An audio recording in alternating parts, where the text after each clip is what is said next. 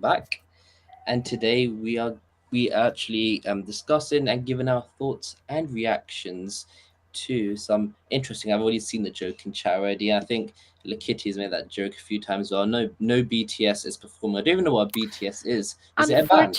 Unfortunately, we're working to get them on eventually as Mm-hmm. guests, but nothing as of yet. So I'm guessing it's a band then. It's like the music and It's a stuff. Yeah. K-pop band, yeah. K-pop. Okay, is that Yep. Korean music? Yes. No. Do you know what Yeah. K-pop is, Harry? I don't know to be honest, but Korean It's pop. actually Really quite fine. interesting. okay. Can be You have quite to send me interesting. some videos. You have to send me some videos afterwards. I listen to it. But so yeah, I think that's a nice little introduction to what we will be doing. Nick says they're kind of successful. Yeah, I feel like I've done like touched something bad, but it's all good. So, but we do have quite a lot of people, and for some reason, annoying about this video is that because we delayed it a day, notifications have not gone out half an hour ago. So we'll probably have to wait a bit for people to join in, but we still got a good group of people here right now. With Strider, hello, my friend. Hey, pleasure to be here as always, and glad to see some new faces and some faces I haven't seen in a long time. Indeed, indeed, indeed. Jason, great to have you on again. Yes, thanks for having me back. I'm back home now. This is my third location broadcasting to this show, so I'm back in the original spot There we go. Perfect. I with think my is leather that the map Middle in the Earth back? map behind me. Yeah, there we go. I thought it was that. Awesome, awesome. And as always, we have Nikki. Hello. Hello, guys. How's it going? Long time no see. Yep, quite a lot of those today. Quite a lot of those. Um, and also next, Nikki, we have Likitia. Hello, hello, hello. Hi everyone. I'm just here to wait for the BTS to arrive. So yeah. Maybe Hen can do a rendition for us. Can you sing BTS, Hen? I cannot. No. That You would Do for the they win next my time you heart gotta sing? learn. Or entirely. Yeah, please do learn. Mm, Don't. I won't and try. Yeah. fair enough, fair enough, fair enough. Also, we have Negroni here. Hello, hello. Hi everyone. I'm always excited and thankful for being here. So thank you, Harry, for inviting me. No, it's all good, man. Great having you guys on as always. And finally, last and producer, Hen. I mean, okay, fine. Hi, everybody. It's great to be here. As always, as always, as always. But Hen, remember what we said we are going to be doing today? We're going to be skipping through Yes, we what we will. have on screen. Don't ask. I'm pretty sure this is not legal, but who cares? We got it up on screen, and we're just going to be skipping through while we talk about it. And so yeah, Monday, Amazon they released some behind the scenes featurettes, X-ray features, whatever they're called, and we thanks to of course credit where credit due to Amazon, we got to interview Wayne Yip for that, and that was a really nice discussion. If you want to make sure, go check that out on Twitter Spaces. That was But amazing, by the way, Harry. oh, Congratulations. That was a really well done interview. So good thank you, job. thank you, thank you, thank you. Really appreciate it. And someone's asked me if I've trimmed my beard. I have not. Um, what's it called? But we got 1 hour. We got an hour of total of content. It was split into the 8 episodes, 5 to 7 minutes, and I think, yeah, I think we should let's start off. Let's start it off like this. So, first of all, do you guys like the concept or the idea of splitting into those 8 episodes, 5 to 7 minutes? Is that how you would have done it? I'll start Strider. Do you think that was the best way to approach it? So I was chatting in the chat. The Mm. question is, was it a good way to have 8 episodes with 5 minutes? Yes. Was that how you would have formatted it? I mean, I want more. I think it was quite fun. So I mean, I hope this was just like a teaser because I think I personally enjoyed it quite a bit. So hopefully this is just like a taste of things that are to come because we of course know that Peter Jackson's movies had so much like hours and hours of behind the scenes footage that they released. So I just hope this is like a teaser because so far it has been quite interesting to me, all the episodes. Mm. And Hen, could we skip through it a little bit so we'll get kind of the gist of going to what it was like? Maybe not that much, but it's all good. But yeah, a lot of it. So this was an interesting thing, Jason, as Henge put up on screen now. There was lots of scenes incorporated, wasn't there? Of course they would, yeah. Oh, yeah. I mean, and first of all, I'm with Strider. I mean, my first note on any of this is more. I mean, they were talking about how I think they spent at least a month on each episode, sometimes several months on each episode. Give me more than 5 minutes, man. Give me more than 5 minutes. Give me an hour. You know, give me a full length hour on each episode. I'll take it. I'll take it all. And I also thought it was a little odd that I noticed when I was watching the episode 4 BTS, they showed a scene from episode 5, like at the very beginning in the preview. So that wouldn't have worked for anybody who hadn't seen the episodes before, because they would see a flash of the next episode. Just an odd choice that they made there. I don't know if that was an editor mistake or what, but I think the main thing from the idea is, yes, imagine if we got an hour for every episode. Imagine what that would have been like. That would have been quite cool, as you said. But I think, Nikki, I'll give you a few more minutes to watch a few of them and get up to that. So we'll get back to it's you. all right. I've It's good. made up my opinion so far. Oh, go for it.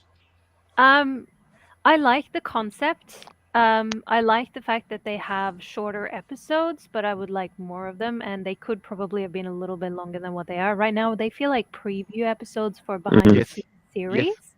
And they're cut very sophisticated in a way. So it's like I recently rewatched the entire behind the scenes of The Hobbit. The series is I on was just YouTube. watching a little bit of that, yes. It is so beautiful. Like I watch it and I dream. As an actor, that's like the dream, to be a part of a production like that. So, and that feels more down to earth, less polished, more real. Yes. It's done more like a documentary, whereas this one is very much like very Real. polished. I'm getting, if anyone here has membership to Masterclass, which is like an online course thing, it's very much like that. Like it's set up, it has the interviews in perfect lighting. People are talking about it in retrospect pretty much, instead of like, welcome to the set, I'm going to show you guys around. I'm missing more of the real rawness. Want more behind the scenes actual footage instead of the interviews. But Yes. I've only seen 3 episodes so far, so there might be some, so don't arrest me on that yet. But that's my feeling right now. Yes. No, I agree. Yeah. It's like that, I think, throughout. There is some footage where you can see that the actors and the crew are talking into the camera from on the set, but most of the time it's in retrospect. It's after, and it's very it's One thing that came to my mind is that we've absolutely been spoiled in this regard. Like you guys mentioned, I mean, the appendices on the extended edition DVDs for The Lord of the Rings, the production diaries that Peter Jackson was posting during the Hobbit production. There's been a lot of BTS stuff, and we've really gotten used to seeing not just the polished results, but also, you know, just some, and not necessarily just like blooper reels, but some more human stuff, in my opinion. yes. Whereas this is just like little vignettes. But what I want to say is that this is very in tone with what's currently the tradition for shows like this. For example, The Wheel of Time had very similar sort of videos posted for every episode, and Game of Thrones as well. And I'm not sure if House of the Dragon did it as well, but these were like really high production values, studio interviews, just spread out through select few scenes or narratives for every episode. So they don't go through the whole episode, they don't go through the what would be more interesting to me, actually, like the really interesting behind the scenes stuff, explaining some of the writing choices, explaining some of the more interesting directing choices. But they're just taking the viewer through some scenes and maybe provide some extra background, but really everything is on this very, very shallow level. So what I would like is there to be more meat, raw and wriggling and all that, but just more substance. I thought this was really pretty but very shallow, but on the other hand I feel this is very on brand for this show as well. So It's also, but Mm. you're right. It's the way that Lord of the Rings notwithstanding, that's how behind the scenes is for most shows and most films. It's very kind of like bird's eye point of view, very quick. That's like it's one of the ways, not all of the ways, but one of the ways in which this is a much more traditional kind of Hollywood mhm, kind of thing, the show itself and also this reel. mhm. Yeah, Yeah, very true. I think another issue is that it's not only shallow, it's that they kind of tease you that they are going to show you things. Mhm, Like they mentioned in one of the episodes, they mentioned the scale team mhm, that was in charge of the stranger and Nori, and I was Right. like, oh my god, we're going to see details of this, and We don't. nothing. Yeah. Like yeah. I Yeah. felt very teased. Yeah, and also like there wasn't there a teaser for the behind the scenes, right? There Yeah, was. yeah, there I'm not was. Yeah, imagining it. yeah. And there was stuff in there, like I remember seeing John Howe in there and hearing him talking to camera, and I was like, oh, we're gonna get a little bit of insight into John Howe's process as he was visualizing these things, and we didn't. Which Yeah. is Yeah, very like, true. and rather than necessarily say, oh, we'll get there later on, I think it's just one of those things where they had footage, they started cutting it, they created a trailer out of it, and some stuff just got cut out. Mhm. Um, True, One but thing then on the though, other hand, no, sorry, go ahead. no, one thing though that you guys were mentioned that we are being we were a bit spoiled with the Lord of the oh, Rings and the very. Hobbit. But one thing that has caught my attention as of late is that Disney shows are getting always like a BTS episode or thing that is very long right after. So like I feel like the trend is changing a bit for TV shows, like since Disney Plus Yeah, is so yeah, popular. yeah, yeah. I mean, this thing, if you bunch it up, it is like a good hour of like but Yeah. it's still very traditional in that way. Mm. And I think to read some of what the chat said so far, Storyteller 0101 says, give me the broccoli and give it to me slightly cooked. I think that might have been in response to Lakitia early on. Then Nick Corbin says, yeah, I'd like to see the pre-production meetings, concept art, costume tests, auditions, set construction, the workshops, I etc. have to say I'm less surprised that we see less of that, even in the production diaries and stuff. It's mostly from production, like because not pre-production, but certainly like screenwriting is not a very photogenic process. You're not Yeah. you're not shoving camera in the face of people writing. Certainly, and also casting. You don't you they actually show casting tapes, not here in the Lord of the Rings one, but you tend not to show that sort of stuff too much. So pre-production is very elusive in that way. Yeah, Yeah. I So think it's sad because it's fantastic, and for everybody who works in film and are interested in it, and for anybody who is even slightly fascinated by like how it works. And I mean, anybody can benefit from understanding how much freaking work and money and people goes into making the Yeah. shows because it puts It's things in content. perspective. It's content and it puts things in perspective. Like when you're hating on a show, you're hating on all of those people. Like you're Uh, writing bad things about all of those people and they're working so hard for the show to be good. So it's like just think about what you're saying kind of reminder, but I also think it's super fascinating to see what happens behind the scenes, how it works, how it's done because there's so much you don't realize, so much you need to think about, so much that Yeah. needs to be done. yeah. But I Also, think that I just have a very short one. I no, think no. this is one of the failures of such a short and polished BTS is Mhm. also that I feel that Peter Jackson's way of making this sort of stuff did bring out the lesser seen and appreciated crew members to the Yes. forefront. You know, we saw a lot of people working in prosthetics. We saw a lot of people, just actual workers, just I don't know, making things happen on the set, like preparing the Yeah. roads for the, I don't know, I'm just making this up, but we did see a lot of like maybe perhaps less glamorous parts of the filmmaking process. And I think seeing that all together was actually something that I've heard a lot of people say, that this was something that made them interested in filmmaking as a career. Oh, absolutely. 100%. And they 100%. subsequently went Mm. into it. So I feel like it has so much value. Yeah, has it, a- it it has a lot of has. And it It has does show, like, everybody on set is so important. And they deserve the spotlight. Like when you look at Mhm. followers, like when you compare followers on social media from an Mhm. actor compared to like director of photography who is Mhm. vital to Yes. any scene, and you or directors, even you see directors with 5,000 followers and actors with millions, and you just go, Mhm. why? And it's just because they're not, Yes. their work isn't shown, and they Mhm. should Yes. be. They should be Mhm. honored. They should be shown. They should I matter. I agree with this tremendously because I think it's one of filmmaking, like the directors sometimes still get a spotlight, but the DP, you're very right, it's an absolutely essential. Like cinema is the art of telling stories through visuals, so the DP is absolutely essential, and it's a very Mhm. unglamorous, except for like Sir Roger Deakins and a few others.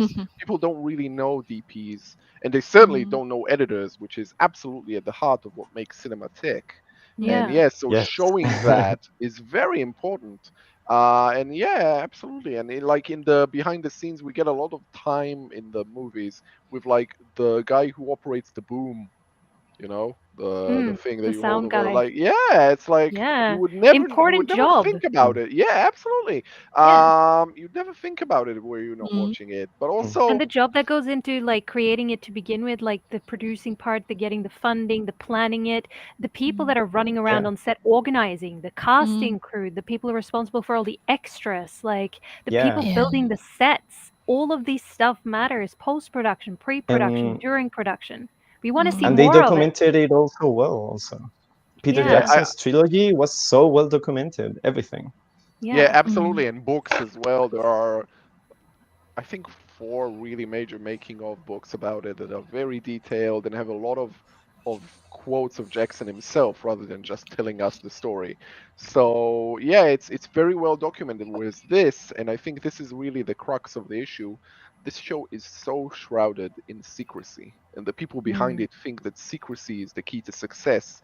And I just so like Well. vehemently disagree about that. Yeah.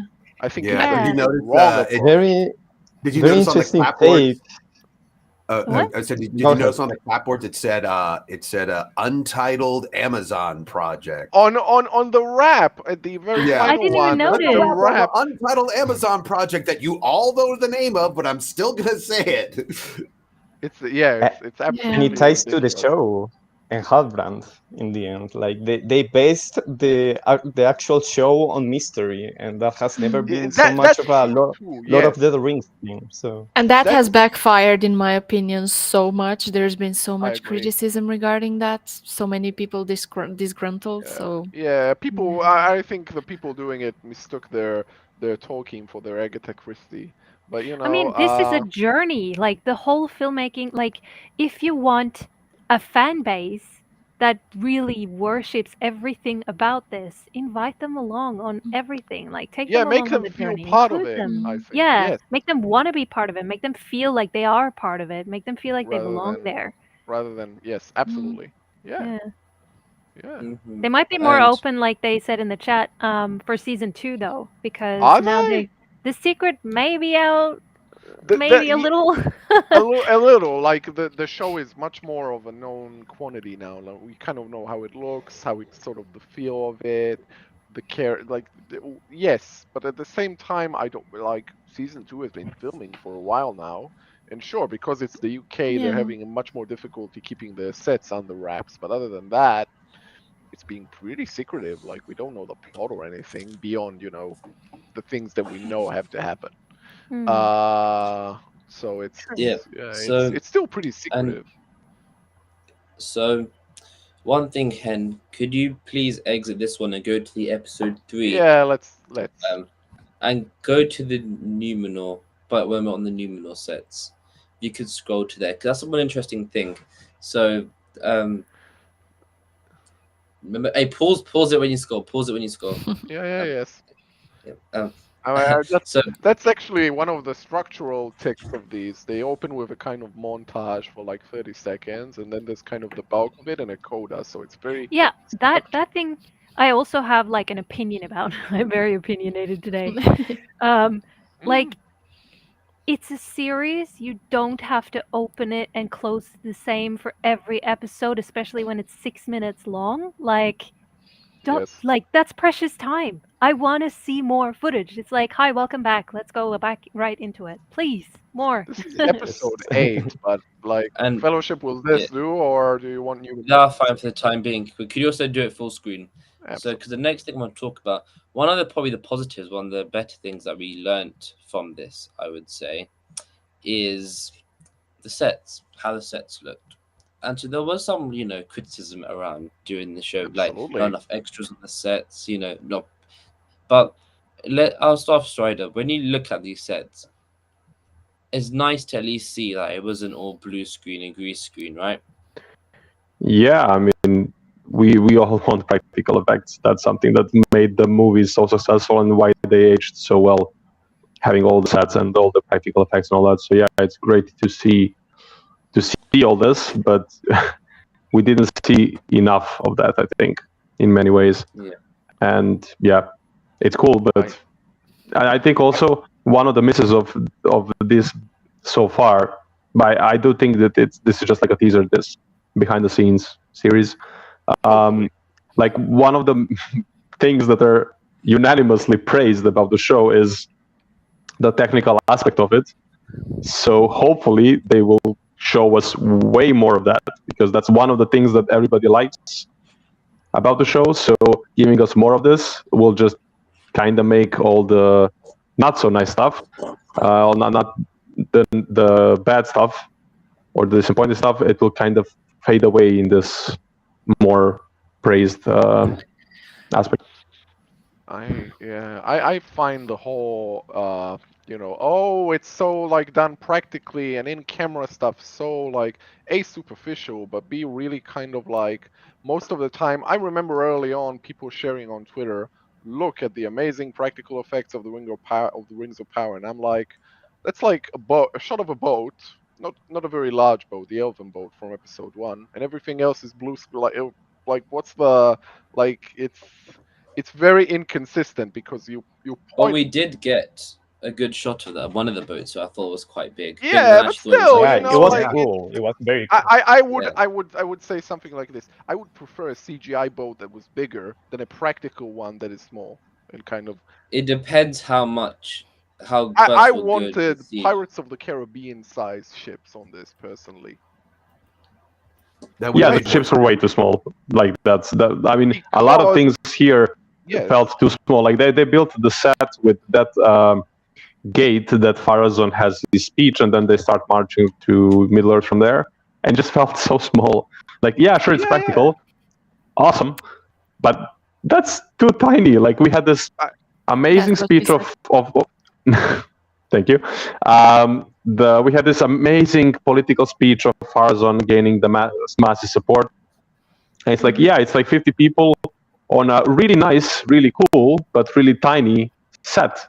And then we have this army marching to Middle Earth. And it's like a column of like, I don't know, 10 couples, 20 couples maybe of 2x2 walking down like a very tiny street. Like, seriously, can we please make this look bigger?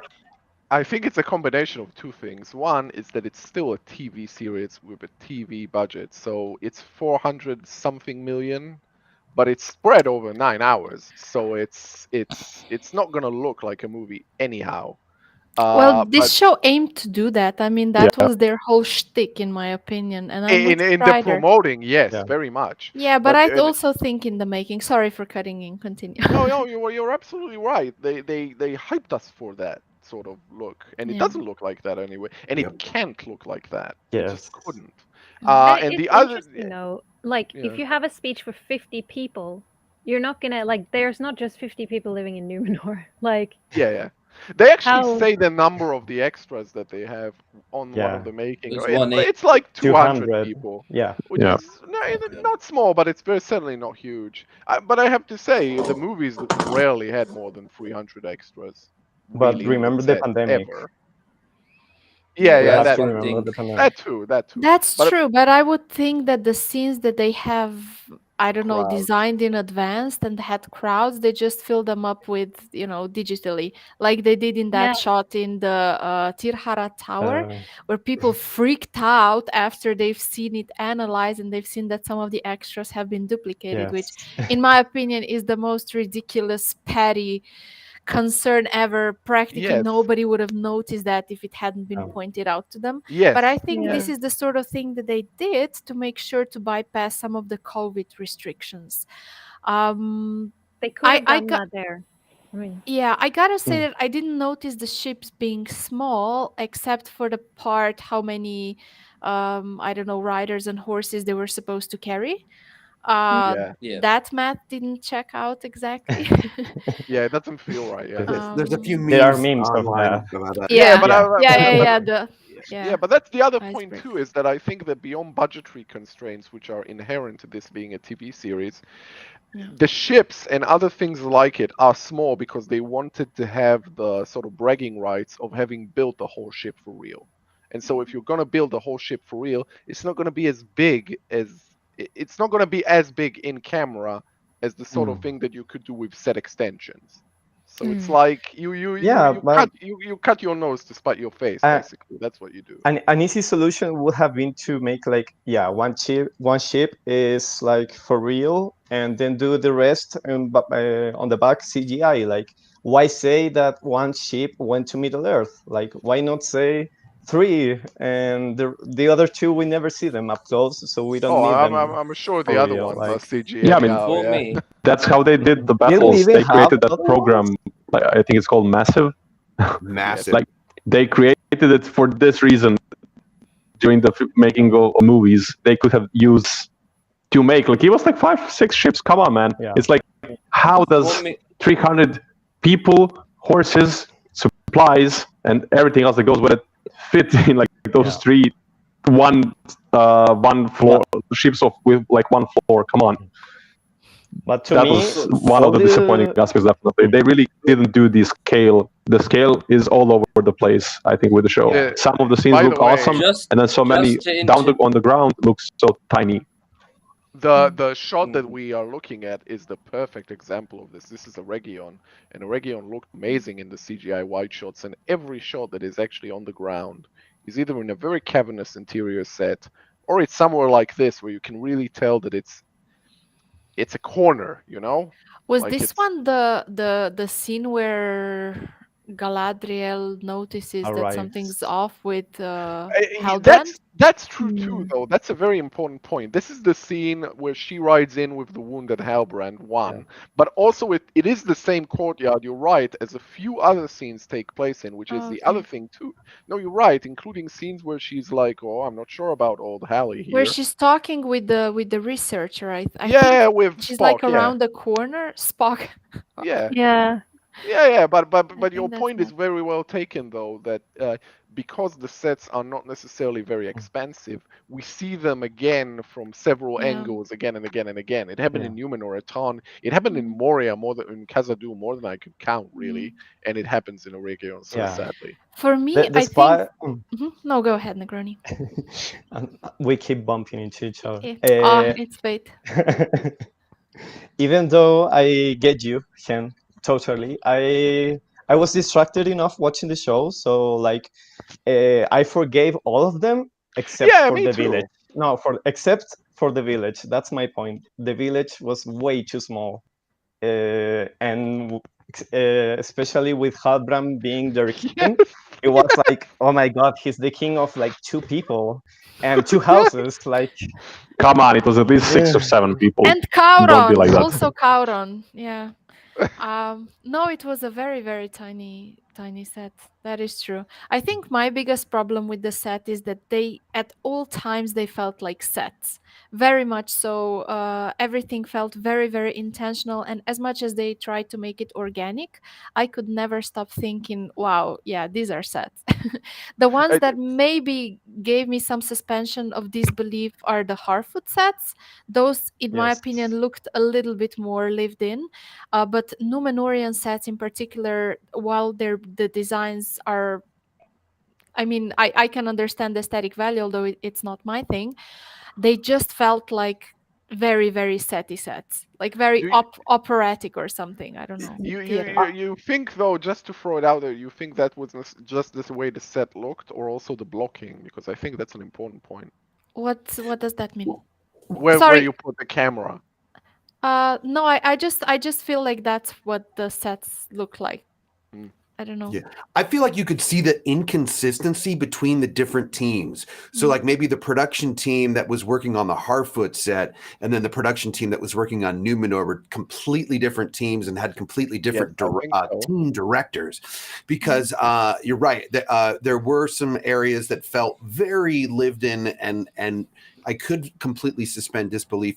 Whereas I got to say, in some of the shots in Numenor, I felt like I was watching Disney's remake of Aladdin. Wow. I think some of Shots that. fired. I Shots think some of fired. that. Yeah. I think some of that is the design itself. Like it's very. Mm. We talked about this early on, that the production design is very self-consciously fantastical. So so I think that contributes to that feeling too. And Hen, can we skip forward a bit and maybe try get a shot of Numenor up? But one thing I wanted to add from an No. earlier point, which I No. think as Because that it's could be a episode 8. possibility. Hen, well, you on episode 8, episode 3 we need. Yeah, they're not by order. Okay, so fine, okay, but with the ships, I think visually, I don't think the ships look too bad. Like, well, No, perfect example. I But think they look yeah, nice. Yeah. I just think wait, Hi, also full JD. screen it as well, please.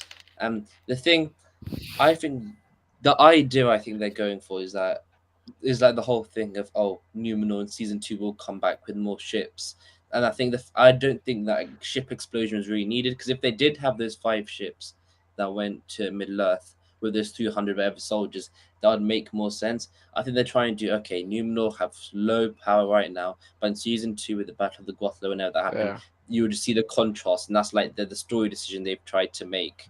But I feel like and I think if the memes came about with those 3 ships and everything, it would have worked if they at least added like those 2 ships that didn't destroyed, or at least another one, or have 6 or 7. But I think the aspect they're going with is like maybe in season 2 now we're going to see Numenor return, but then the fleet's going to look like totally different. But that is what I'm thinking they are trying to do with that. But as you can see, back to the main point. So back to the behind the scenes documentary. The sets we got to see a lot of see the lot of shooting here. Then I think if you trans forward we can actually get to a point where there's actually talking. I think Wayne Yip and Farazan during the speech, talking to the extras. That's exactly here. Yeah, no. right here. No, it's not. It's not here. Sorry. One thing I would say. DJ Farazan. So go for it.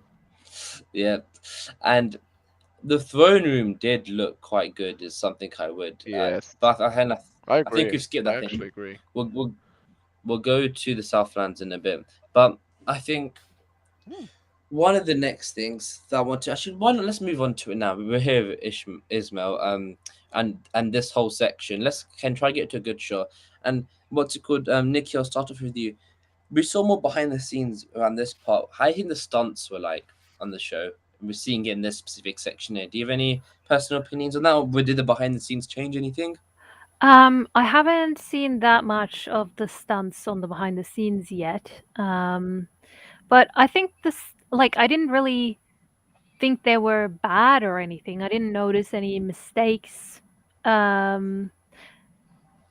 in the actual show where I was like, oh, that's not the same person, or oh, there is this stuntman here. I felt like it was the same person.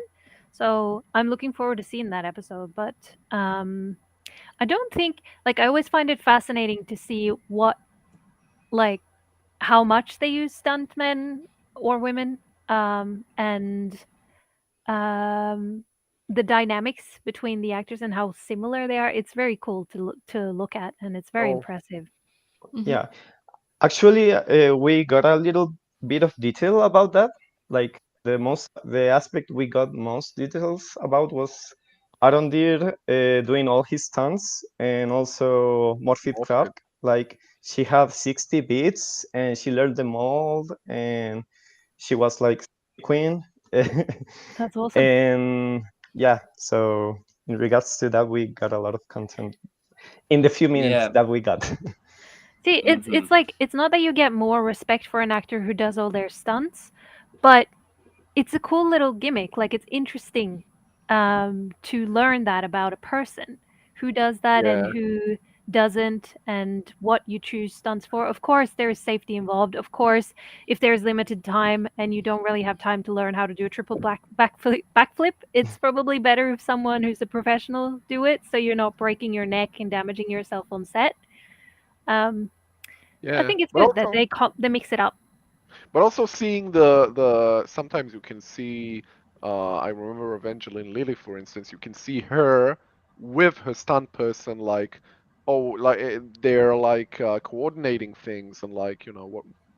So rather than who's doing the stunt, you can see the collaboration between actor and stunt person, which is nice to see. There isn't much of that in here. There is some, but not a But lot. here, what we got to see was them actually learning to train to do their own stunts, such as I think it showed Ismail's when he learned to do the one hitting the log. That was a nice one. And Yeah, then also we got to see Charlie. We actually start of episode 8, see Charlie Vickers riding his horse and actually funny enough being in his forge as well. Maybe if we could try get to them when Henry. I think was it like in episode 8 or something, or maybe in one of the middle episodes where we actually see them learning their stunts. And he actually was in a forge learning. I thought that was quite nice seeing that happen. let's see if And I it's think, here. This is the writing scene, by the way. They talk quite a lot about this one actually. It's funny. The commercial. Do you think they were trying to defend That, that that, that shot, that's that actually super slow-mo shot? Do you think they were trying to like give justification as to why they did the longest panning shot in the history of television? that's actually one of the nice things I like to see. You don't see a lot of it because it's very difficult to communicate.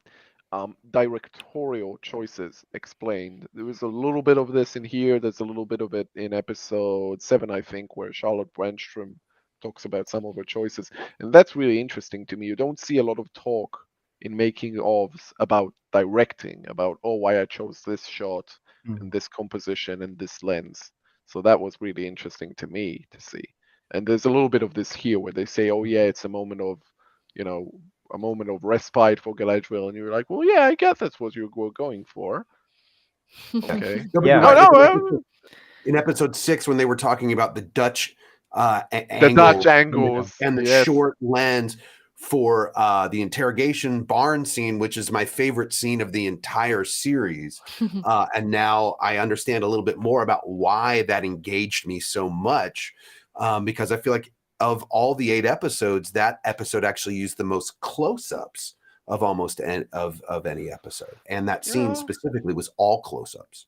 I did notice the Dutch angles, though. In fact, I think Yeah. one of our panel members criticized it being too much, and I think I agree. But there was a nice thing that I didn't notice that Charlotte pointed out, which is that when we cut to Halbrand intervening, it kind of interrupting the argument between Galadriel and Halbrand and Adar. He's not in a Dutch angle. That was a nice touch. I mean, filmmaking is an art form, and it's stuff like behind the scenes that actually shows you how much thought really goes into every shot, every angle. Everything like that is planned meticulously, and it's Yes. done on purpose. Like they do it in horror movies when they go up and then flip the camera around so it's upside down to create that feeling.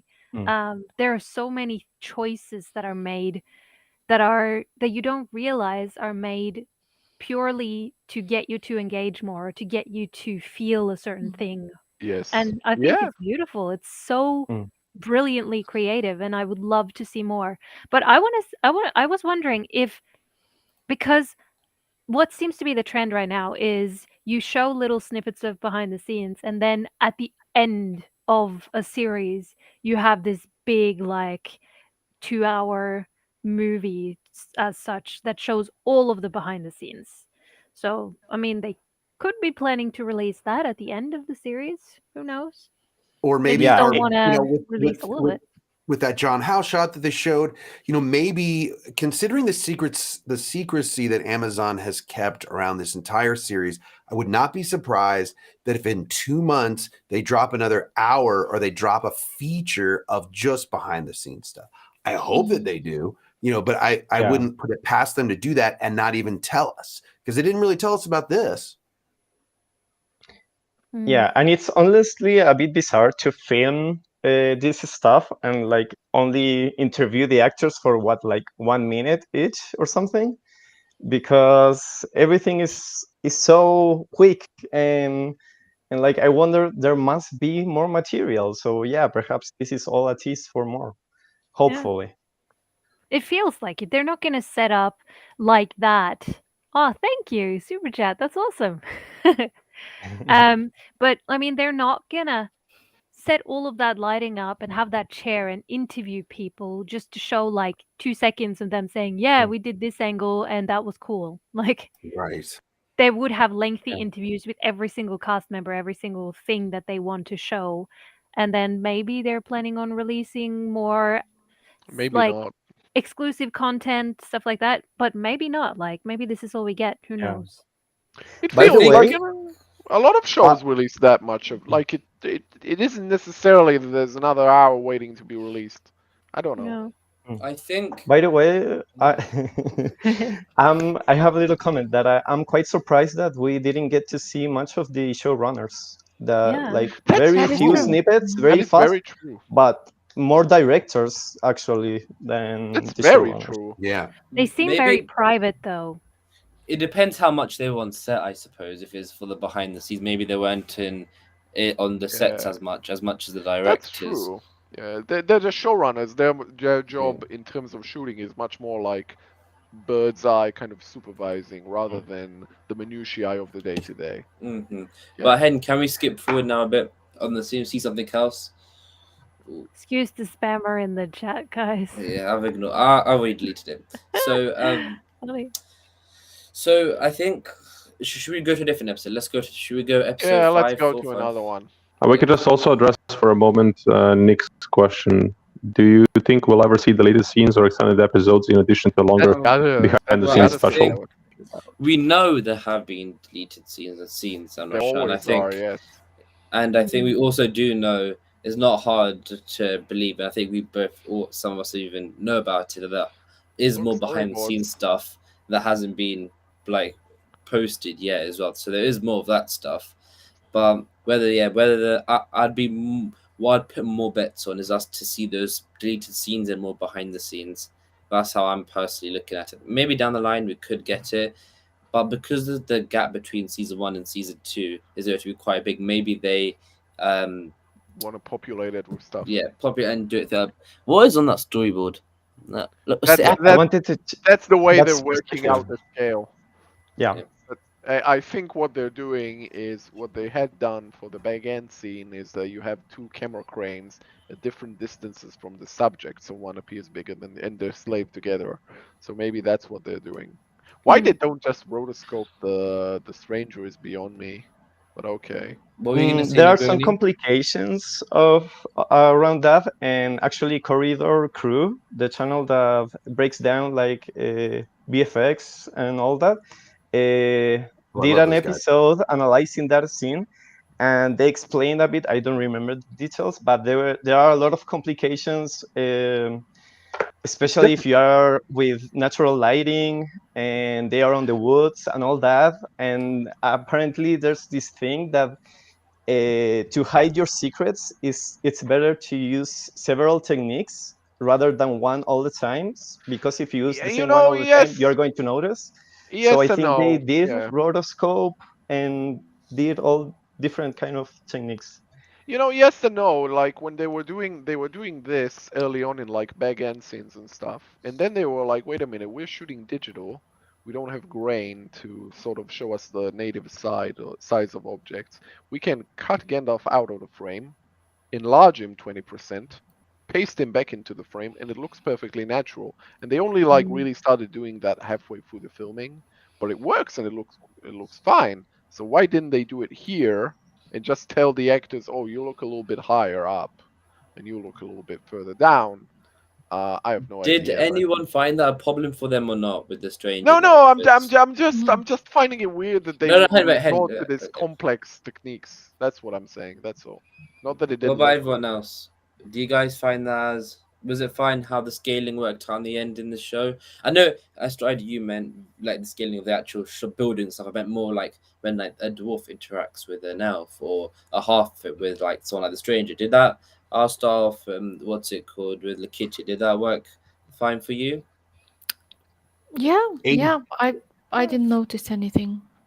I didn't notice it either. What I'm saying is it's weird that they would resort to more complicated techniques of achieving that. I think that it worked well overall. I think it worked very well. The only moment, but I think that's just because of my brain and just like because we've lived with the Rings for 20 years, so it's hard to, suspend the disbelief regarding the scale size, because we all know everything about the behind the scenes of the Lord of the Rings movies. So in the situations where it was the stranger and the Harfoots, I would get conscious about it for every once in a while, but not because it didn't look good. I would be like, oh, they did a really good job here. Like I would think about it and I would be happy with what they did, but I also think about it. But in the situations where we had Durin and Elrond, I think that worked very well, and it took me quite a few times. I was surprised quite a few times when watching a scene. It just goes on like 5 minutes into that. I'm like, oh, right, they're actually not this size. So I think they really did a good job overall, especially with Elrond and Durin. Yeah, I agree. Yeah. I noticed it much less than I think I noticed it in The Hobbit or The Lord of the Rings even, so I felt good about it. I feel like I had one scene that maybe like it looked 95% the way to Which one? perfection. Elrond and Durin, when they are on the elevator and you can see them from afar. Yeah. What? Which is a reshoot. Is that a reshoot? They shot the scene. That's what I was thinking when I was like, why are they doing these very complicated ways of doing this? Because they originally shot it and they described it as their most complicated VFX shot. They shot them talking while walking down a hallway. And it somehow proved to be so difficult that they replaced it with them standing still on an elevator. So, I don't didn't know about why that. it has to be so complicated. Yeah, but it was the only scene that I had a minor detail that I was like, you can kind of notice, but beyond that, it was perfect, especially the stranger and Nori. And as a little trivia thing as well, apparently one of the hardest, like scale-wise for the show together, one of the hardest scenes they filmed, which ended up actually like staying originally in the script, in the show itself, was in fact when Elrond and Durin they were just walking through the Linden Forest. See in the background there. That scene of them walking and having it one shot was apparently for them scaling wise and overwise one of the hardest, if not the hardest, scene to shoot, which is quite interesting. It's weird. I'm wondering if maybe they chose the harder way of shooting these. Yes, that's what I'm saying. Yes. No, I mean, I'm wondering that maybe they chose these scenes because, like, shooting it that way because they were focused on actor interaction. Because I remember reading Ian McKellen's sort of diary about when they were filming The Lord of the Rings and how lonely it sometimes felt, because a lot of the time you were acting against yourself because of the scales, and you were filming yourself like you were being filmed talking to, say, Frodo, but Frodo wasn't there, like he was somewhere else because he had to be filmed separately for them to match up the scales. So maybe they had more focus on actor interaction Yeah, and but you, feeling. yeah, Yeah, I don't know. yeah, but if you rotoscope the actor out and back in, you still have that because they're still on the same set. They just have to have different eye lines. So I don't know. It's weird. Yeah. But Creative choice. yep, indeed, Maybe indeed, indeed. And I think now when we go to should we go to complete different episode now? Or is it still Yeah. episode 5? But let's go through this episode and see if there's anything of note in it. Actually, we'll go back to episode 5. Sorry, go back to episode 5. The one that you were in. Highlighted, yep, the one you're in. Let's see if in the end there's anything of note. Back a bit else.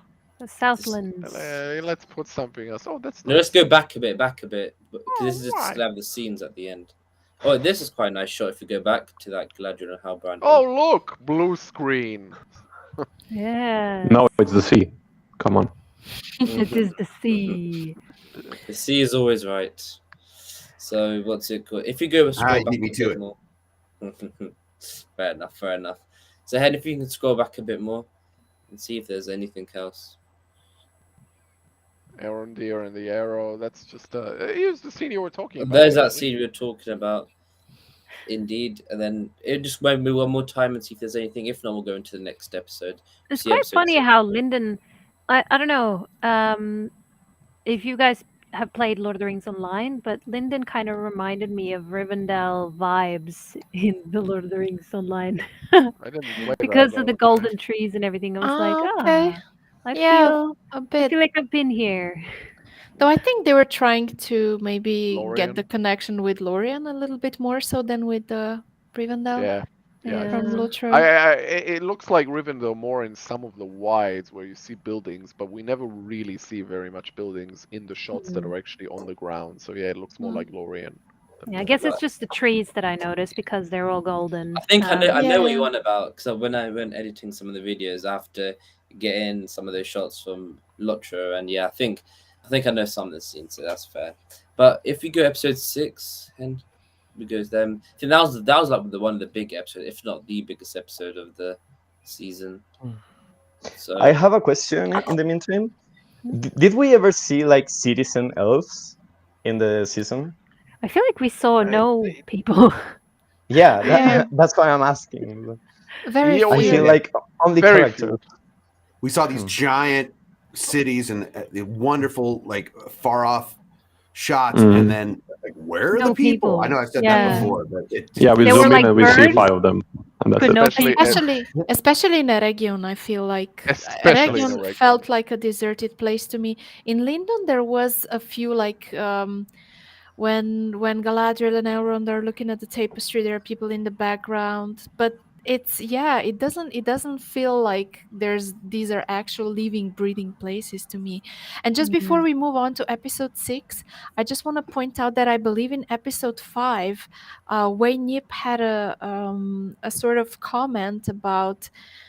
I don't remember exactly what he said, but it was something about the friendship between Meteor Man and the Harfoots and how important that is for his character later on or something, which I felt was a comment very, very much in the vein of, him being Gandalf.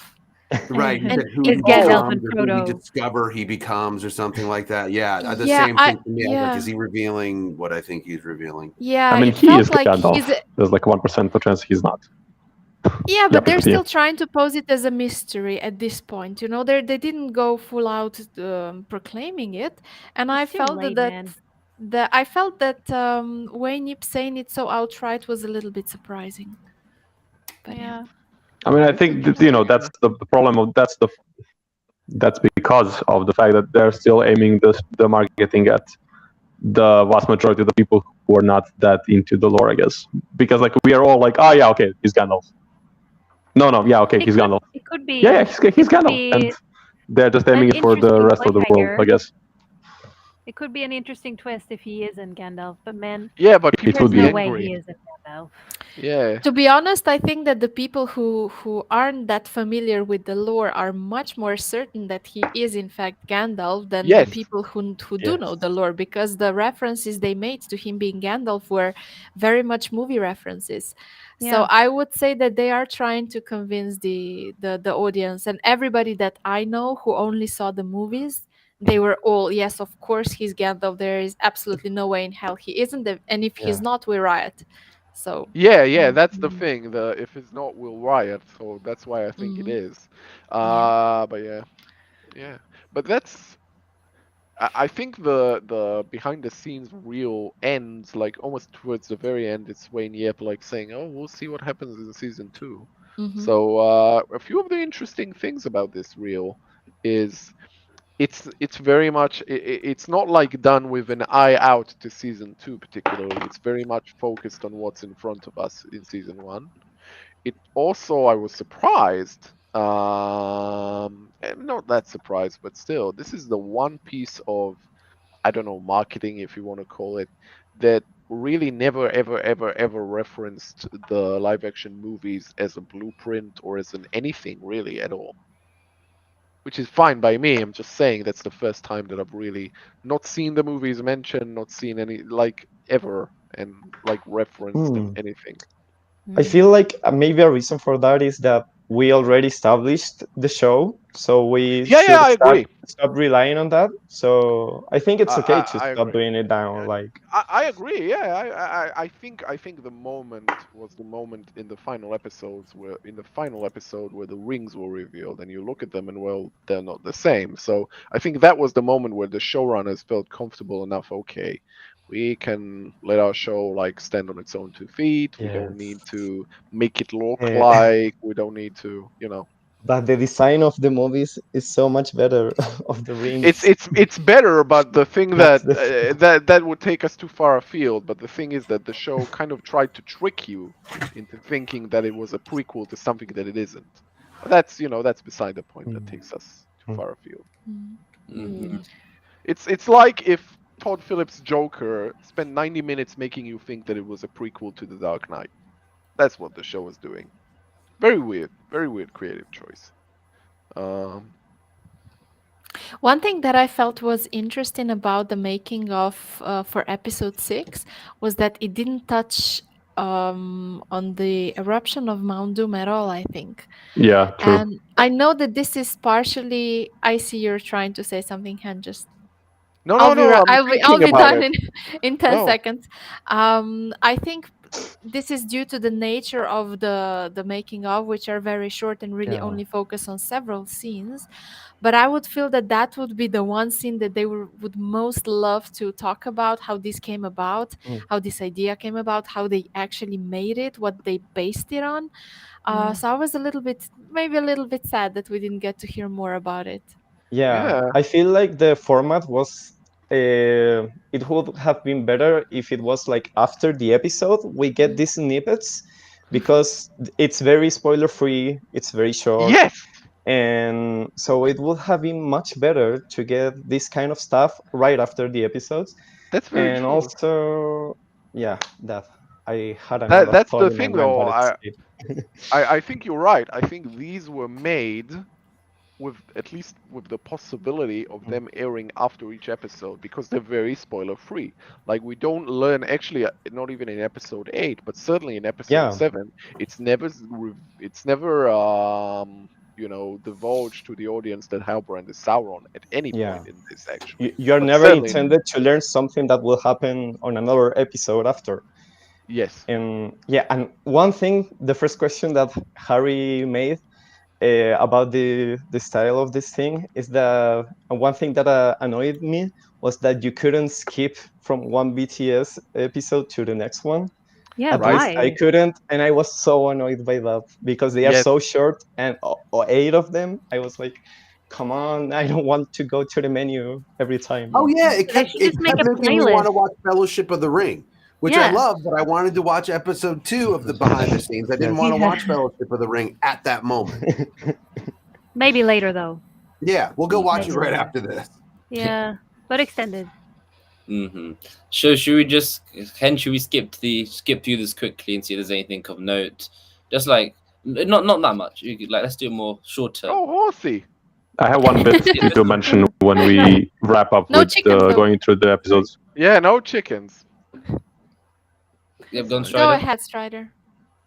No, let's maybe just finish the analyzing the videos, and then we can go back to that. So I think we should skip through this a bit and see if there's anything in this one. Oh, horse butts. That I actually quite like seeing. I actually like quite horse like butts? seeing. No, I quite liked seeing this scene actually play out and how they did it. I think if Ah. we can even skip to one of those parts, I was quite. I never thought about how horses actually act on set and how like unpredictable they could potentially be and how dangerous it is. So I was quite surprised around that. Yeah, and they but actually it, mentioned that one of the only scenes that they could have, like all the extra, the only passing they got from the New Zealand government was that one on the hill with all the horses. So that was quite interesting to hear as well. Yeah, for me, this was also a really cool thing to see, but I'm still annoyed by the fact that they even tried to do that maneuver with the chain. It doesn't make sense in so many ways, and yeah, I think it was so unnecessary. Like the idea of it can kind of seem cool, but when you look at it, for me at least, it really does not make sense what they were doing there and how they get one of them stuck with it, or one of the unnecessary details. Yeah, but aside from those fair concerns, I thought this part of the making of, I think, was the most well, no, it's not even making of. It's like was the part that felt most like okay, we're seeing behind the scenes stuff and happening. So if we can skip a bit forward, not a massive one, just a bit. Yeah, let's see some nice shots. Them doing it there. Do you know what camera that is, Hen? They were shooting on Reds not Reds, on Ari, not the Alexa. They were shooting on Ari large format and large format mini. That's what they were shooting at. Cool. Which is it's a 4.5K large format camera. Nice. So we just go to the end, see if there's anything more. But if not, then that's all good. Then I think we'll finish up.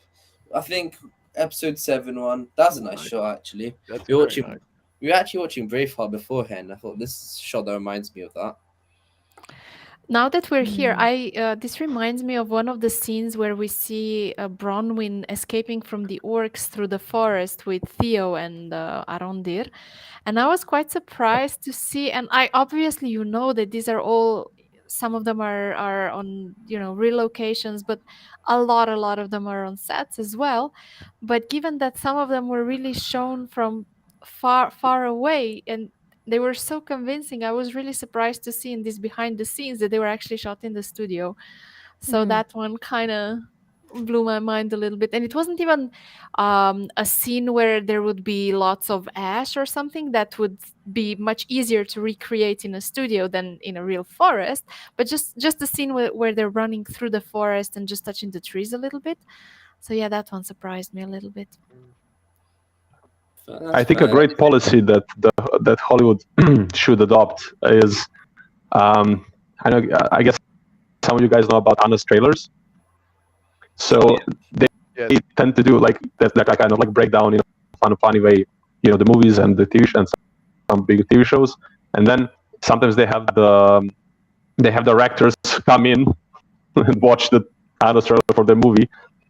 And I remember, I'm not sure which one of the Thor, I think maybe second Thor movie or some other movie that was number 2, 3, or 4 in some franchise. They said that the director said that he consciously had honest trailers in their mind while making, like they were trying to honest trailer bulletproof the movie. And I really think that should become the norm from now on for big projects like this, because okay, this scene in particular, like the chase scene with Adar, Galadriel, and Halbrand, like honest trailers are gonna have the field day with it, because where the hell does Halbrand come from? He's just suddenly in front of them. So like it was a really fun scene that just did the spectacle for the sake of spectacle instead of something logical that made more sense. It just did the cool thing that didn't make sense. And reminds it ruined a really cool scene, which was really, really cool in the start until Halbrand shows up and from somewhere. So, Perhaps the horse is also a part of Halbrand being Sauron. So perhaps Sauron teleported all the way and then turned into a horse with a person on top. The horse Never is know. Sauron. Perhaps, Yeah. the horse. Oh, and and we were Halbrand saying are that Sauron. for forever. Yeah. Indeed. So let's go. Should we hop to episode 8 then, or we'll finish off then? Yeah, we'll just let's skip through and we'll just give our final over. Seven. I meant 7. Sorry. Yeah, 7, the Ash episode. Second to last. I think overall, only for me, the only thing that I did not like as much, the biggest gripe I had, can made it full screen, please, is, as you can see here, so many clips in it. I don't know why there's so many clips. It, like, half the runtime of the 7 minutes is just clips that we've already seen from the episode. And if people are just come from watching the episode, they don't have to watch the same scenes again. But except from that, that was the only real issue that I had with these overall. But should we skip through a bit ahead and see if there's anything? It becomes very advertising. It's like it's like that's a lot of watch a skip this. through ahead. Oh my god! Like a TV spot. Yeah, actually, on me, it had a very weird effect because, they are short, but because they felt like trailers or TV spots, they actually felt long. Like, because they are really quick pace and everything, it was like, this is taking a bit long sometimes. But because when something is cut fast, then it's long. Yeah. Yeah, and we just finished watching the show, so why do we need to see the episodes again? Like, we've seen the clips. Show us how you made them instead. That's know what? Interestingly, in this one, I'm not sure if you can find it, where Charlotte Brandstrom starts speaking. Well, she speaks about what you can see on set here, which is the substances and the robbery things, whatever they used to make the dust and stuff. And isn't that linked to that recent New Zealand article about Amazon destroying their? She said it's paper, so I don't know. Paper would. But I think that's the stuff they put over all the forests and stuff and leftovers. That's quite interesting. But look. Oh, actually, I know a final thing about this. But go back a bit. I remember this from ages ago. But go back to that scene there, when they show the making of. Forward a bit when they make. No, that's backwards. Forward, right to the right. Yeah. You just spent so long trying to find Charlotte, and then it's like, oh, jump back. Actually. Yeah, this is. Well, it's not. If you could find the in studio scene, which looks like this. So basically, this was one of the last scenes, I think, if not, or one of those scenes was not the forest one. The one in the studio was the last scene that was filmed for the Rings of Power, and then they did that rap shoot where they go, that's a rap in UAP. Then the next day, they realized that they shot with the camera lens on or something, so it was blurry, and they had to reshoot it the next day. So yeah, that was a funny thing. But Hen, it's like a 1980s sitcom joke. You left the lens cap on. It happens. You would be amazed how many scenes had to be reshot because they were out of focus in movie history. That happens all the time. But this was like this was like because they actually left something on the camera. But I think if you go to the start of the episode, then there's a few of them there, and I think in episode 8 they'll probably have one of the rap, but one of literally the final rap. These are the scenes again. Was literally the fact that, I think filming one of these scenes in studio, and I think we get to see that. Yeah, this is it in studio. Yes, thank you. One of these, they left because this was the final thing shot.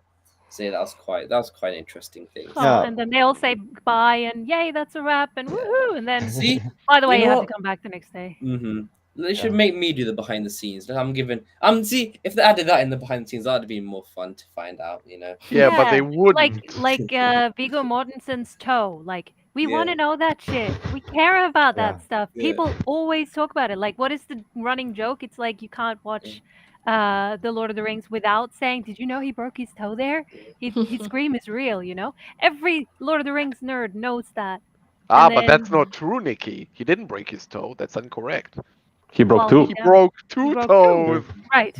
Anyway, he broke. I love that joke. But anyway, like that's the sort of stuff we want to see. That's the sort of stuff we want to know. Not the polished perfection of, Yeah. Right. I feel like they went for the aesthetic, like a bit synthetically of Peter Jackson, Lord of the Rings, without doing it for real and then recording it. Like it didn't feel natural enough, and I feel like that permeates everywhere on the show a bit. I And feel then, a bit synthetic. just like we didn't see the less flattering aspects of it, we also didn't see, this was mentioned ago, we didn't see like deleted scenes, ideas that they tried, like things that they had to change. We didn't see any of that too. Yeah, even just Oh, showing well. like them preparing for a scene and then just saying, okay, action, or the actors like talking about I want to see makeup chairs. I want to see like how long it takes them to get into costume. I want to see where they have their lunch. What's catering? Like, is it the like stew? I don't know, but You're I making me want to hungry. know these things, man. I want to know. Do they Should've eat got to Nick in potatoes? charge. Yeah. Potatoes, yes. Stop making me hungry. Oh, sorry. Potatoes. I did notice I had something I'd never noticed before, and this also goes with, I would love to have seen like more of the art department and like the design that they chose. And as a fan of the lore, like I know that we saw little bits and pieces about how they were like sneaking in little tales from the Silmarillion and some of the art and things like that. But one thing I did notice that I don't think we've ever talked about before is when they showed the shot of them building the tower that's still not complete. They showed a crane on top of it, and the crane is using the Fibonacci spiral to support it. And I thought that was the coolest thing. And I know that's not Tolkien, of course, but just in math, they use the Fibonacci number spiral, and I thought that's a very elvish thing. That's actually really cool. And I just noticed it because they were doing a quick pause on it. But yes, I would love to see more of why did the artist choose to use that, things like that. Yeah. I would love to see some of the rejected designs as well. Yeah. Would be interesting. Yeah, we Star got to Wars see is some famous for orc showing us sketches. those. They did show us some orc sketches, so they did have access to that, which would have been really nice to see as well. Do you remember, like when they first came out with the video announcing who was going to work in the writers' room? I feel like they should add more of that vibe, because they had just filmed like it was like they set up a camera in the room and they were just filming people talking and laughing, someone drawing, like more of that kind of candid footage and less of this is a clip from the actual show, which we've already seen. That's why we're watching behind the scenes. Yep.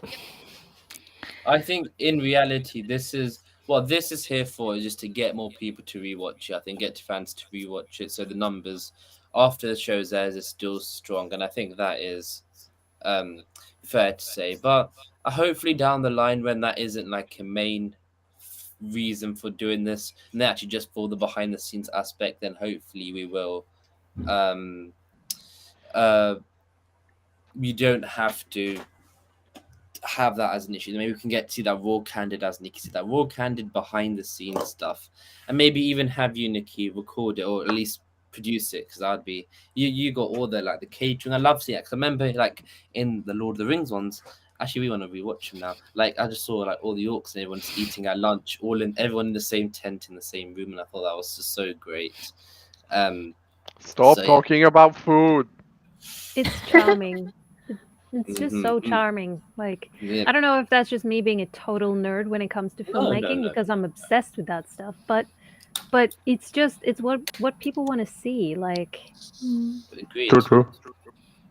So, but hopefully, we never know. Hopefully, it's just the beginning. With the behind Before you close this off, I need a minute. Okay. So in the second, I think it was second episode. Maybe it also could be the first. I think one of the directors or someone drops the name of the place where Galadriel goes with her company in the north. It's Durnost. Durnost, yeah. And I looked into that, and from what I've gathered, it should be Sindarin for Dark Tower or Dark City. So I just thought that was a nice thing to know, because we speculated before that it could be some ruins of Tancrodrium or something like that, but that was like supposed to be. But yeah, like that appears to be, and it actually kinda is similar to Barad-dûr, because Barad-dûr means Dark Tower, and the Ost in like Fornost, for example, that means like the northern city or northern tower or something. It's kind of like a play on that. It's like this is Tower Dark. If you say Barad-dûr, then this is the opposite. Dur Nost. It could be like the city dark. So yeah, I just thought it was maybe a nice thing to share. Yeah, that is, and I believe even I said Wayne Yip was one. He said, and I don't want to say it's just because I interviewed him, but I think generally watching this behind the scenes, no, it isn't, because I recognized beforehand. He was the one that seemed like out of all of them a lot of the time on set as well, and it was like, what's it called? He seemed like he like said the most and like had a lot of the behind the scenes screen time was with Wayne Yip, as you said, opposed to Bayona or even Charlotte or even the showrunners. It seemed like he got a lot of it. So of course he directed most of the episodes. Yeah. Indeed. He didn't direct 4 episodes. So it was nice to hear a lot of his stuff as well. So that was quite nice. He did give us those interests. Go ahead. And props to Lloyd Owen for always nailing the pronunciations. Even in the behind the scenes, he was like spot on. So I'm loving him.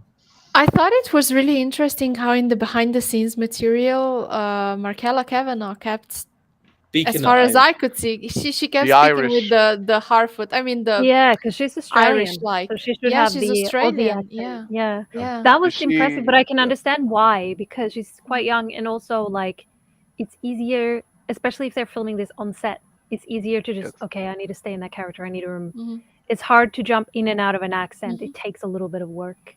So. Yeah, that one was on set, and there is interviews of her in the chair, which are later where she's using her natural accent. But on the set, she kept her Irish. Anybody have any more final thoughts or little stuff they liked from it? I think have a chicken. I think that the one thing that that perhaps confused me a little bit, not confused me, but I just, when they're showing the rings in the final episode, in the behind the scenes material, you see the showrunners like looking at the rings. Did I get this wrong or did I forget something? But to me, it seemed like they were still choosing between the designs a little bit, which I felt was a little bit odd, given that they're on set and everything. I see what you're talking about. I think it's like, I would like this ring. I think that's what they were doing. Okay. But I got that they were just deciding which one was their favorite out of the 3, rather than they were picking. My bad. Okay, that makes much more sense. Yeah. Still, I have to say that the designs that they did end up going with were absolutely not my favorite. They felt very, very contemporary. So I agree. Any more finals? Nope. I think at the end of the day, it's still at least nice that we got at least an hour more. Not an hour, I'd say 40 minutes of new content in November, and hopefully that continues throughout. And of course, with more substance would be ideal. I feel like this for this it was like just about all right. It wasn't. I wouldn't say it was like bad or terrible in any way. I think, of course, when something is a bit underwhelming, we can make it sound like it was like really bad. It wasn't the worst thing in the world. I felt like when I'm watching that, I felt like, I want to actually rewatch that again, because I really watched all of them once or twice. So that's actually one thing these things did do, which I think is their intended purpose, to get people to rewatch it, and which is again why, unfortunately, a lot of the scenes were in there. But I think, they weren't the worst things in the world. It was good, but of course, because we've all expected more, it can make it sound like they were not the greatest. So I just wanted to get that to clarify as well. But hopefully, and it's better than getting nothing in the end. So absolutely, absolutely, Yeah, we're It is. grateful for everything you give us, Amazon. So please. Yeah. And it's good. Like it's amazing work. We just want more of it. We're very demanding audience.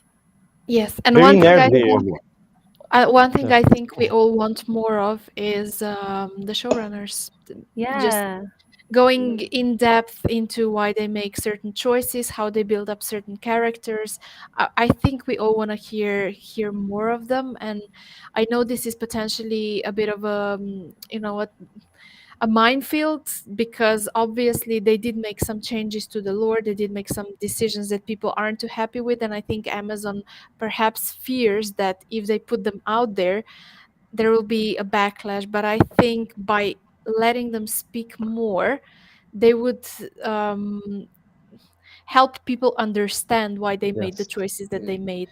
I agree. And I want to And see to more of that, and they're so Communication is lovely too. key always. So. Yeah. And to add to that, I hope they do that and say all that without going back to the point, because Tolkien didn't write that doesn't mean we can do it. Because I think in that one article they did a few months ago, and they did Yes, like respond to some fan, it was a lot of, oh well, Tolkien didn't write this, Tolkien did write that, so it could still be possible. He never said we couldn't do that. Like, hope to see I would. more of like than that surface level explanation. I agree. So it'd I be nice to agree. get that transparency. I That's a good remember point. I remember that interview, and they were like the elf short hair thing, and they were like, well, there's nothing to say they didn't, and I'm like, wouldn't it would be much more interesting to hear what appealed to you about this look to the extent that you put it in the show, rather than Mm. to say, you know, like, I'm interested in hearing that. I'm interested in hearing what appealed to you and look, what appealed to you about a certain choice, rather than why it is permissible. Mm-hmm. Yeah, I for my final thought, what I would say is, I've kind of come full circle around the showrunners, because I really do feel like they are fans of Tolkien and they are knowledgeable of the lore and of Tolkien's work. I think they just made decisions that the majority of at least my Tolkien friends that are fans wouldn't have made. And so it's just, obviously you can't please everybody all the time, and they're trying to make a show that's universally, globally appealing by using Tolkien's work. But I would like to ask some of the same questions that I think you all would like to ask: is why did you make this decision about that? Yeah, and not From to a judge, fan but point to of view, and they are understand. clearly fans. Yes, Yeah. to Yeah, understand. to understand. You want to understand the choices because it makes it Yes. easier. Like they obviously put a lot of thought into this. They put a lot of work into this, and there's so much respect. Like the little I saw of them at the premiere as well, like I get a really good vibe from them. They seem like really nice, down to earth people. If maybe a little private, but a lot of people who work behind the camera tend to be a little more private than the actors. Yeah, I agree. I want to see more of them. I want to see their thoughts and process and how they work, and how much they're involved on set, because it's all really fascinating. Showrunners do so much work. So yeah, And I if wanna they see feel a little shy about sharing this stuff, that's not a problem. You can just call us, and we'll go and shadow them at the set. We'll make Mm-hmm. this wonderful set report. So we're just a call Yeah. away. Yeah, I volunteer as tribute. I volunteer as tribute. Yes, please. Thank you. Yes. Mm-hmm. And I think now, going forward, I think this stream will probably one of the final streams of all the more, I'd say, the more miscellaneous streams. Things that just like come up recently between the period. I think once we get into December, we will be starting Council of Fans and Second Age show again. I have both bi-weekly, so I think Council of Fans will be once every 2 weeks, and I think same. And we haven't decided the Second Age show yet, whether that's going to be every weekend or every 2 weeks. But yeah, that will return. And yep, and then hopefully we'll go back into the motions of things as well. And we will also be doing. Sorry, I'm watching. I hope I've been good today. Okay, we're watching the football in the corner. What's it called? And also we're experimenting with some new types of videos as well, different to what we have already done. Also, I want to say shout out to Showblay, who's been in chat the entire time, and to everyone else who's been in chat today as well. I think Storyteller 0111, Priscilla TV as always, Nick, and those are all the people I can see who have commented right now. Lots The of Ghost, Serbians in the chat yep, today. So Mm-hmm. Yeah, So, Hello, thank, neighbors. so, yeah, thank you to all you guys, and I think we'll catch you then probably with the stream next back in December, and then I want to thank everyone, of course, on the panel today for joining us. We had quite a full house today, so it was fun actually talking to everyone again and seeing everyone's faces and all of us together. It's always the best parts of my week, doing all this tour stuff. So yeah, thank you. And Harry, did you And get a thank you new to light? you. Did you finally get a new light? Your light isn't going out. I did not get a new light. I found out I had another light in the room. Perfect. So, yeah, there it is. And Priscilla TV ends with, "Where is BTS? Why do you lie to me?" We'll get them on next time. It's false advertising. I mean, clickbait. We really do need the viewers, so we will lie to get what we want. Do you know what we should have done? Sorry. We should have put one of the BTS's in the video In the thumbnail. With a red Oh circle and an my. arrow pointing at them. Yeah. Oh my. I just searched it up during the stream, and all that came up was a person called Jungkook. I'm not sure if Okay. that's a BTS person. but Yes. Ah, it see, is. yes. yeah, I I'm leaked learning. some English. That's a very not safe for the workplace name. No, let's but let's just wrap up the stream. I I think think we're on I think we should wrap Time up to go to bed. now. Well, Hen has the option to end the stream, not me. So Yeah, and thank you my to side- thank you to Hen for hosting this. Thank you. Great job, Hen. Great job. All right. Korean hearts See you, everybody. for everyone. Buddy. Yeah. Bye guys, see you around. Bye. Bye.